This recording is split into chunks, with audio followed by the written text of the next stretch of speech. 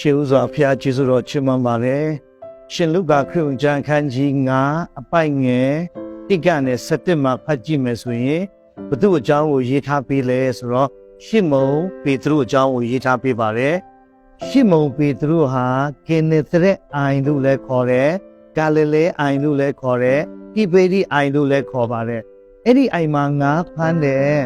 တငါတွေဖြစ်တယ်ဘိုးစဉ်ပေါင်ဆက်ကတငါတွေဖြစ်တယ်ငါးဖမ်းတဲ့ပညာတတ်တဲ့ပုဂ္ဂိုလ်ဖြစ်တဲ့အိုင်အကြောင်းငါးအကြောင်းပိုက်အကြောင်းလေအကြောင်းအားလုံးနားလေတဲ့ပုဂ္ဂိုလ်ဖြစ်တယ်အဲ့ဒီအိုင်မှာငါးဖမ်းတိုင်းညအချိန်ပဲဖမ်းလဲရှိတယ်နေ့အချိန်မှာရေကကြည်တဲ့အတွက်ကြောင့်လူအရိပ်မြင်တာနဲ့ငါးတွေကပြေးရောအလုံးမြောက်ကြောင့်ဂင်းနေတဲ့အိုင်မှာငါးဖမ်းတဲ့အခါတိုင်းမှာညအချိန်ဖမ်းလဲရှိတယ်ညအချိန်တေချာတဲ့အချိန်မှာရှစ်မုန်ပေတရုကတညလုံးကြိုးစားပြီးတော့ငါဖမ်းပါတယ်ဒါပေမဲ့ကျမ်းစာပြောပါတယ်တကောင်မှမရဘူးလို့ပြောတယ်ဒါဆိုရှစ်မုန်ပေတရုမဖမ်းတတ်လို့လားငါမရှိတဲ့အိုင်လားငါဖမ်းပညာမတတ်တဲ့ပုဂ္ဂိုလ်လားအင်မတန်မှကျွမ်းကျင်တဲ့ပုဂ္ဂိုလ်ဖြစ်တယ်တညလုံးရိုးမဖမ်းပါဘူးကြိုးစားပြီးတော့ဖမ်းတာတကောင်တော်ရသလားဆိုတော့မရဘူးဒါဆိုရင်ထူးခြားတဲ့ဒီညကတော့ဘာကြောင့်ရှစ်မုန်ပေတရုငါဖမ်းတာတကောင်တော်မရသလဲဆိုတော့ငါမရအောင်လို့သခင်ယေရှုကဘာလုပ်တာလဲစီးတားတာဖြစ်တယ်ဘာကြောင့်အဲ့လိုပြောလဲဆိုတော့ယောဘဝတ္ထု30ကိုငါပြောပါတယ်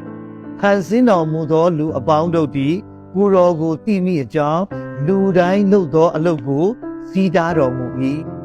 ယောဘဝတ္ထုကပြောပါတယ်ဖန်ဆင်းတော်မူသောလူဆိုတဲ့ကဘာပေါ်မှာရှိတဲ့ဖျားဖန်ဆင်းတဲ့လူသားတွေအားလုံးကိုယ်တော်ဆိုတဲ့ယေရှုကိုသိကျွမ်းဖို့အတွက်လူတိုင်းလုပ်သောအလုပ်ကိုစီးတားတယ်လို့ပြောတယ်။ဒါကြောင့်ရှစ်မုန်ပေတရု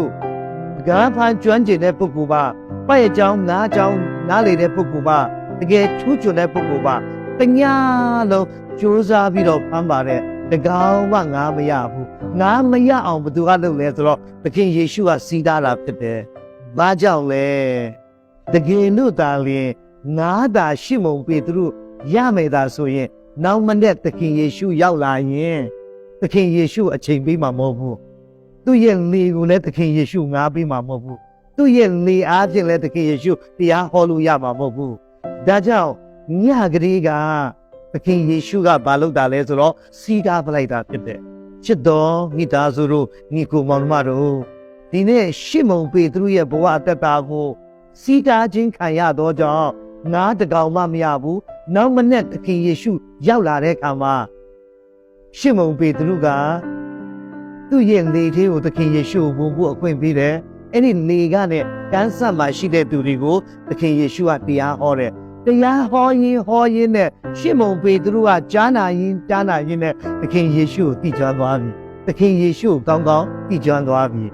ချစ်တော်မိသားစုတို့ဒါကြောင့်ညကလေးကနားမရအောင်ပေတရုရဲ့စီးပွားရေးပေတရုရဲ့အလုတ်တိုင်ကိုစီးတားတာဖြစ်တယ်။ဘာကြောင့်လဲကိုတော်ဆိုတဲ့ယေရှုနဲ့တိကျွမ်းဖို့အတွက်အလုတ်အကင်ကိုညကလေးကစီးတားတာဖြစ်တယ်။ချစ်တော်မိသားစုတို့ညီကိုမောင်မတို့ဒီနေ့ကျမတို့ရဲ့အသက်တာပတ်ဝန်းကျင်မှာရှိတဲ့လူတွေရဲ့အသက်တာကိုလည်းကျွန်တော်တို့စဉ်းစားကြည့်ရင်ကျွန်တော်တို့သိနိုင်ပါတယ်။ဒီနေ့လူတွေမြောက်များစွာကယ်တင်ခြင်းရလာတာခရစ်တော်ကိုသိကျွမ်းတာထာဝရအသက်ရလာတဲ့လူတွေအားလုံးကအလုတ်အကင်တွေစီးတားခြင်းခံရမှစီးပွားရေးတွေကျဆင်းမှပဲဖျားဘက်ကိုလှည့်လာပြီးတော့ကယ်တင်ခြင်းတွေရကြတယ်ထာဝရအသက်တွေရကြတာဖြစ်တယ်ချစ်တော်မိသားစုတို့ညီကိုမောင်နှမတို့ရှစ်မုန်ပေတရုတညလုံးငါမရအောင်ဖျားကစီးတားပါတယ်နောက်မနေ့သခင်ယေရှုပေတရုတိကျွမ်းသွားတဲ့နောက်ပိုင်းမှာပေတရုလူအတ္တထက်တော်မှသခင်ယေရှုကတောင်းခြင်းမင်္ဂလာပေးပါတယ်